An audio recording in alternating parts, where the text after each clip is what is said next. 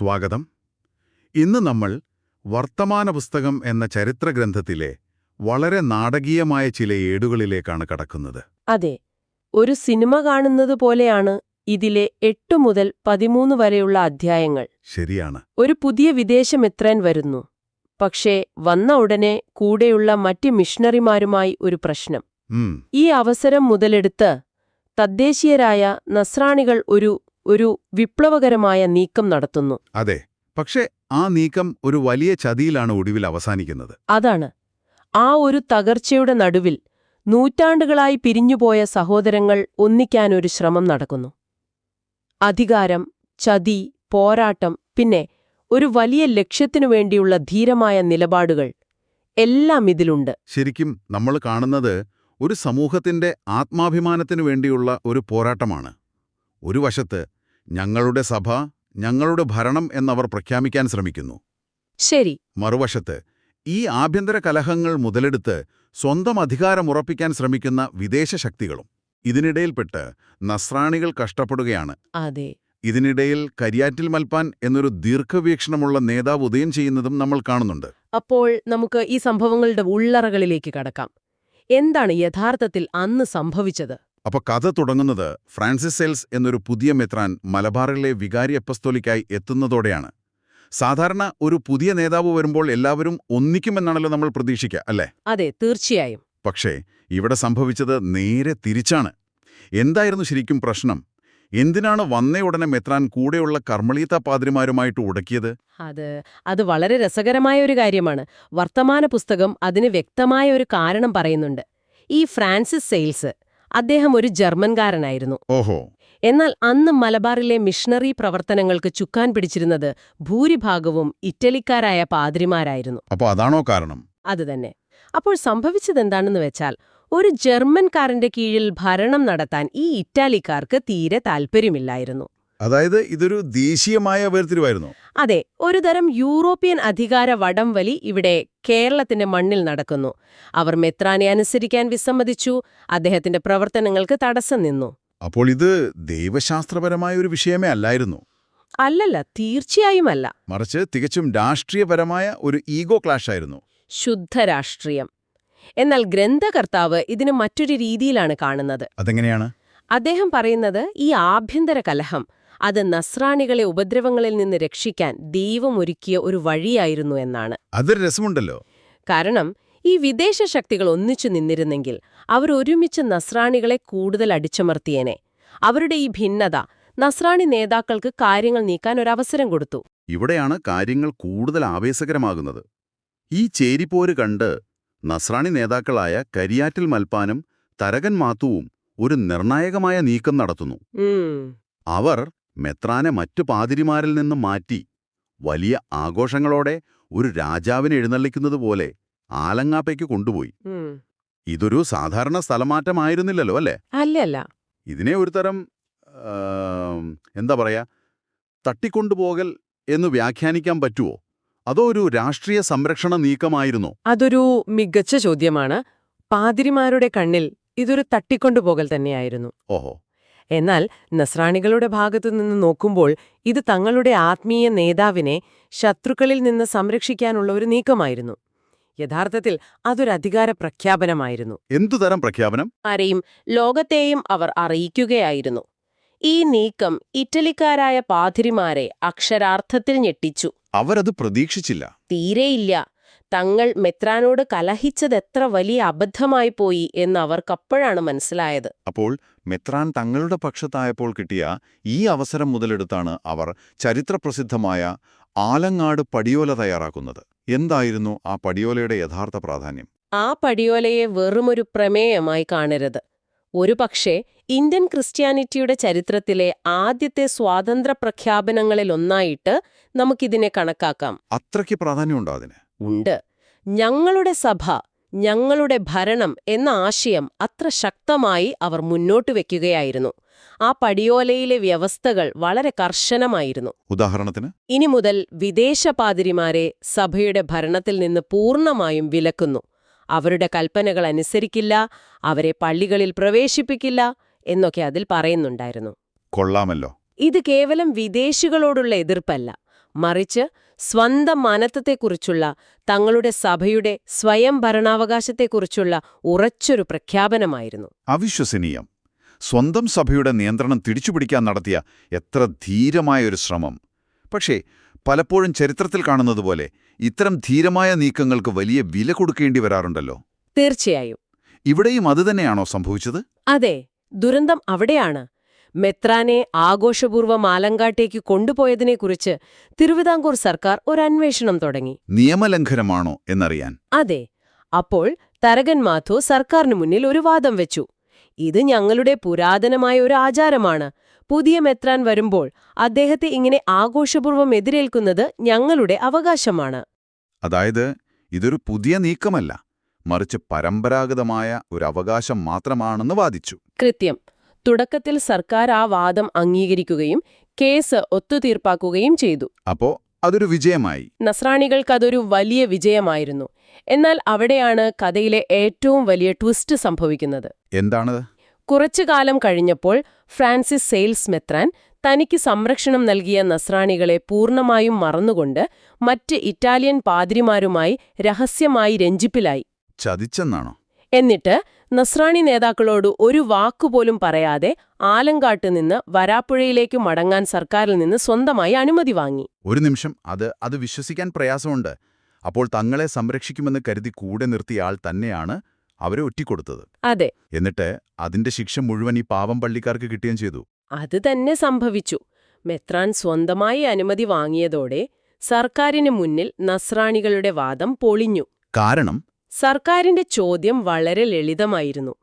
ഇതൊരു പുരാതന ആചാരവും നിങ്ങളുടെ അവകാശവുമാണെങ്കിൽ നിങ്ങളുടെ മെത്രാൻ എന്തിന് ഞങ്ങളിൽ നിന്ന് പ്രത്യേക അനുമതി വാങ്ങി? ന്യായമായ ചോദ്യം. നസ്രാണികൾ സർക്കാരിനെ കബളിപ്പിച്ചു എന്നായി വ്യാഖ്യാനം.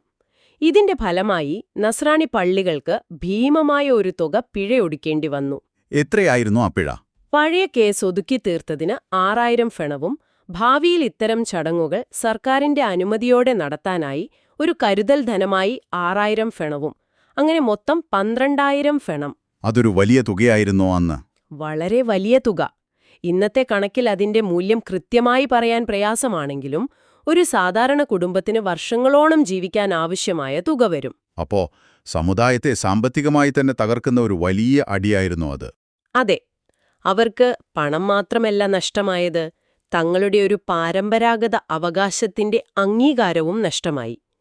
ഏറ്റവും വലിയ വേദന അവർ സംരക്ഷിക്കാൻ ശ്രമിച്ച മെത്രാൻ തന്നെ അവരുടെ പതനത്തിന് കാരണമായി എന്നതാണ്.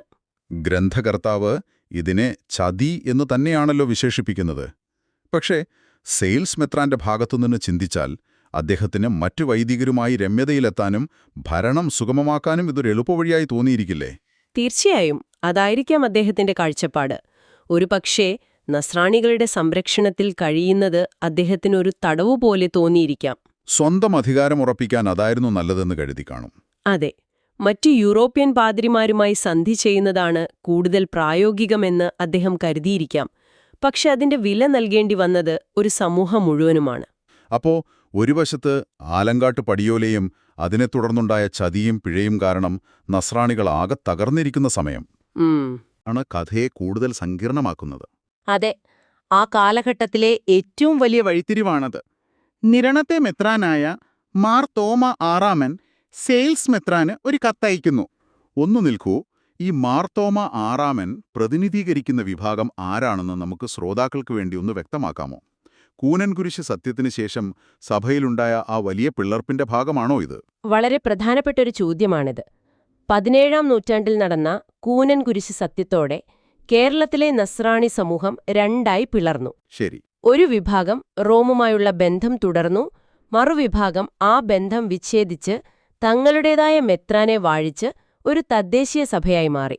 ആ വിഭാഗത്തിന്റെ അന്നത്തെ തലവനായിരുന്നു മാർത്തോമ ആറാമൻ. അപ്പോ ഏകദേശം ഒരു നൂറ്റാണ്ടിലധികമായി വഴിപിരിഞ്ഞുപോയ സഹോദര സഭകൾ വീണ്ടും ഒന്നിക്കാനുള്ളൊരു സാധ്യതയാണ് ആ കത്തിലൂടെ തുറന്നുവന്നത്.